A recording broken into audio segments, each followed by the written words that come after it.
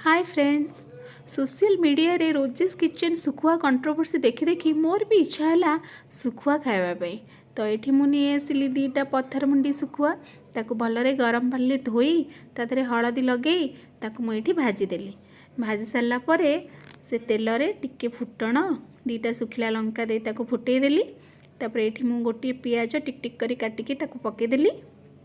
पियाज टिके फ्राए हो गला परे तापरे टमाटो गोटे बड़ टमाटो तादरे पकेदेली। टमाटो आ पियाज टिके भलरे फ्राए हो गला परे एठी मु सोरिष मसला ग्राइंडिंग करी रखी ताकू गोटे चम्मच पकेदेली।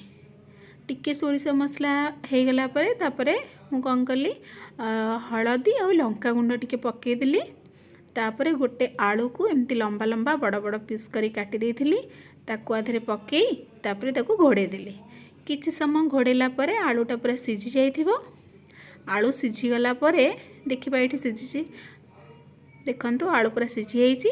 एबे भजा होइथिबा जो सुखुआ ताकू आमे आधरे पके दबा।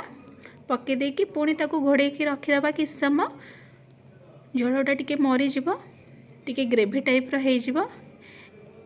देखंतु एठी देखंतु एटा प्रस्तुत हे गला मोर सुखुआ राई। गरम गरम भात सहित आपण खाई परिबे नहले पखाड़ सहित। एबे तो शीत दिन आराम से पखाड़ सहित खाइले बहुत टेस्टी लागिवो। आपण थरे ट्राई करंतु आ मते कमेंट करी कहंतु केमति लागिला। Thank you.